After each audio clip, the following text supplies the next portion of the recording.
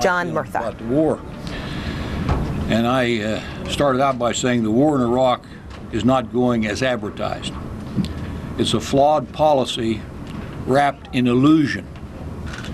The American public is way ahead of the members of Congress. The United States and coalition troops have done all they can in Iraq, but it's time for a change in direction. Our military is suffering. The future of our country is at risk. We cannot continue on the present course. It is evident that continued military action in Iraq is not in the best interest of the United States of America, the Iraqi people, or the Persian Gulf region. General Casey said in September 2005 hearing, the perception of occupation in Iraq is a major driving force behind the insurgency. General Abbazay said on the same date, reducing the size and visibility of the coalition forces in Iraq is a part of our counterinsurgency strategy.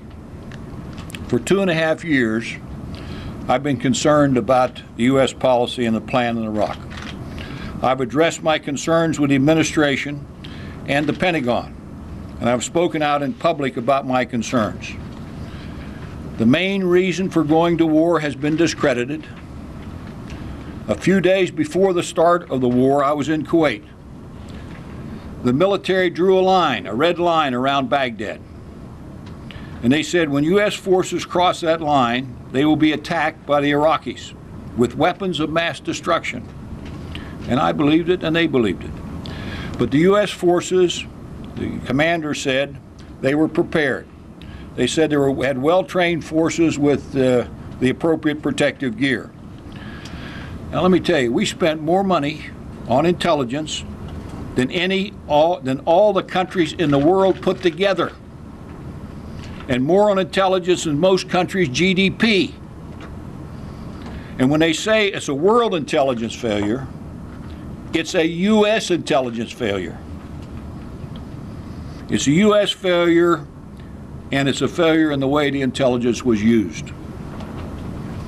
I've been visiting our wounded troops at Bethesda and Walter Reed, as some of you know, almost every week since the beginning of the war.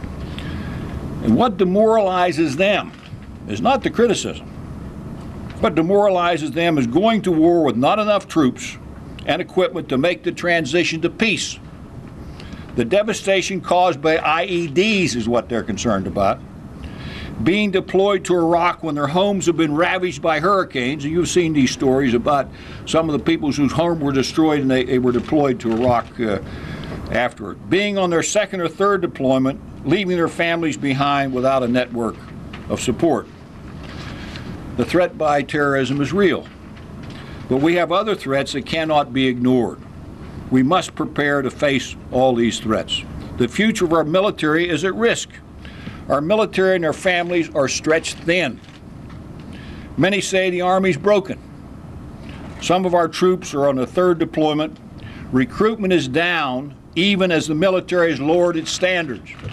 They expect to take 20% Category 4, which is the lowest category, which they said they'd never take, and they've been forced to do that, to try to meet a reduced quota. Defense budgets are being cut. Personnel costs are skyrocketing, particularly in health care. Choices will have to be made. We cannot allow promises we have made to our military families in terms of service benefits, in terms of their health care, to be negotiated away. Procurement programs that ensure our military dominance cannot be negotiated away.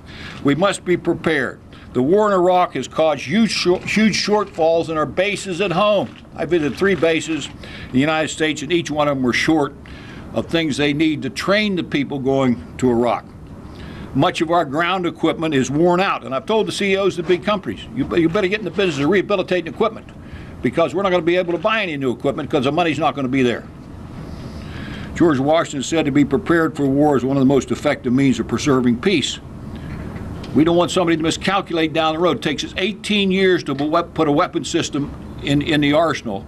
And I don't know what the threat is. Nobody knows what the threat is. But we better make sure we have what's necessary to preserve our peace.